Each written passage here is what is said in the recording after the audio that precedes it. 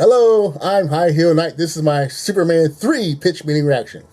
I love this movie. I don't care what anybody says, but I'm still looking forward to the pitch meeting. Here we go. 3, 2, 1. So, you have a new Superman movie for me? Yes, sir, I do. So we're gonna meet our main character, Gus Gorman, right? Is Superman not the main character? Not really, no. Gus Gorman's kind of our guy in this one. Oh.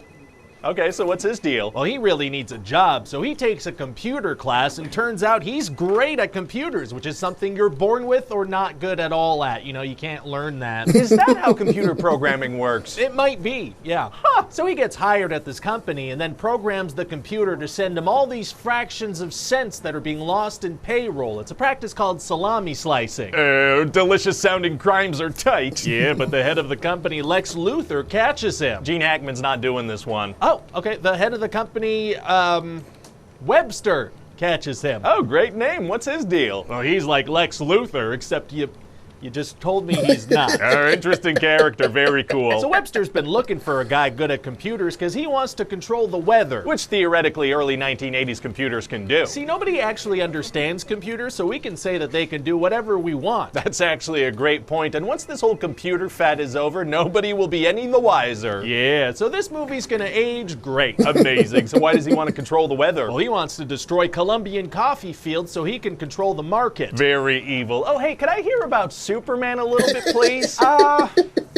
I mean, we should really stick to Gus Gorman. Just a little. Okay, fine. Well, Superman's still working at the Daily Planet. And what's going on there? An office bingo game that we're gonna revisit a shocking number of times throughout the movie. What? And then also Superman gets invited to his high school reunion, and he wants to write a story about that for the paper. Is Lois Lane gonna go with them? No, actually, she's barely gonna be in the movie. She's gonna show everyone a bikini and take off on vacation to Bermuda. Did she just come into the office to show people a bikini and leave? Yes, so Clark takes off to Smallville, but along the way he crosses a big old fire at a chemical plant. Uh-oh, sounds like a job for Superman. You betcha. So he sneaks into the back of a cop car and then comes out the other side dressed as Superman. Did he just leave his Clark Kent clothes and glasses and wallet in the back of a police car? Hey, shut up. So he finds some acid that he's told cannot heat up or it's gonna explode in a real bad way. Uh-oh, gonna be hard to keep that cool, I bet. Actually, it's gonna be super easy. Barely an inconvenience. Oh, really? Yeah, see, he flies to a nearby lake, freezes the top layer, flies back with it, and drops it on the building. Why not just breathe his ice breath onto the thing that needs to stay cool? Because. So then he heads back to Smallville and reconnects with Lana Lang. Ew, that's a lady's name. Ew, but now it's Gorman time. Oh, we're back to Gus Gorman. You know it, sir. So in order to make bad weather in Colombia using computers, Gus has been sent to Smallville to use the computers at a subsidiary of the company so that it can't be traced back to them. How would that not be traceable if it's one of their companies? Computer reasons. So he starts messing around on the computer and causes a bunch of problems that computers are definitely capable of causing. Like what? Like immediately overbilling someone at a department store and making those two little traffic guys get into a fight. Wow, computers are fascinating. They sure are, sir. So he finally gets those storms going, but Superman stops them. Oh, sweet. We're gonna get some Superman action. Well, actually, I thought it might be fun to have Gus explain what Superman did and then just get little glimpses of him doing it. Really into this Gus Gorman guy, huh? Deeply for some reason. And then after he's done explaining in a funny way, he's gonna accidentally ski off the top of a skyscraper. Oh, so he dies? Well, no, sir. He's wearing skis, so he just kind of lands in traffic and takes off. What are you talking about? Real funny stuff. So then Webster tells Gus to kill Superman by making some synthetic kryptonite. Uh-oh. But Gus can't figure out one of the elements, so he just uses tar instead. Okay. So then he dresses up as a military guy and gives Superman this big green rock as a gift. Wouldn't Superman be kind of wary of big green rocks? You'd think so, but the thing is,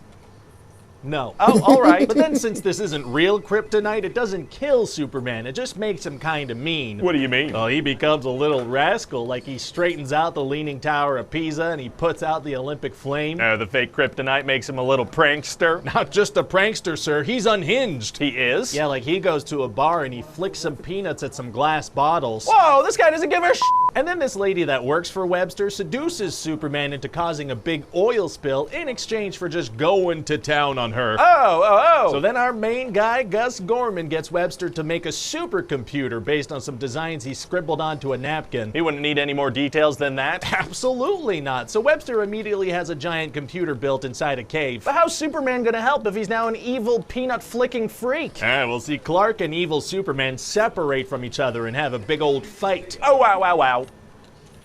Wow. And it seems like evil Superman's gonna win, but then Clark chokes him out and he vanishes. So was that fight happening in his head, or? There's no way to know exactly what I meant by that, so then it's time to fight the supercomputer. Oh boy, here we go. So does he fly into it and blow it up? Well, actually, first he tries just slowly walking towards it. Interesting strategy. How does that work out? Not great. It shoots a bubble at him and he can't breathe in the bubble. Doesn't he kind of regularly fly into outer space? He can't breathe in the bubble at all. So then Gus feels bad, so he actually helps Superman out. Oh, full redemption. All is forgiven now. Exactly. And then this computer absorbs Webster's sister Vera and turns her into a robot. Oh, you know what might be fun is that if we use this scene as an opportunity to give nightmares to an entire generation of children. What? I've always wanted to give nightmares to an entire generation of children. All right. Okay. Yeah, sure. So we'll make sure that that scene gives nightmares to an entire generation of kids. Yeah, okay. Amazing. Anyway, then Superman heats up some acid and kills the computer. Fantastic. And then he drops Gus Gorman off with some guys, and Gus wants to show these guys he's friends with Superman, so he does that t-shirt opening thing, you know? Wouldn't that shirt opening thing mean that he knows that Clark Kent is Superman? Hey, shut up about that forever, and then we're done. So what do you think? Well, it sounds like a movie, you know, and it's kind of scary what computers can hypothetically do. Yeah, for sure. If you're not careful with computers, people can use them to do some pretty morally bankrupt stuff.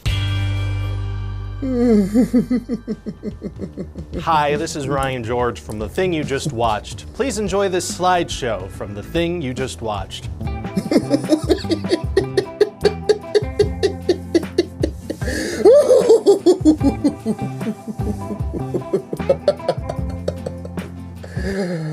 Oh yes, the robot cyborg moment that did freak me out as a kid. That yeah caused some frustrations up in my brain. Well, that was fun, and that was my reaction. Like, put a subscribe, comment, share, find inspiration everywhere.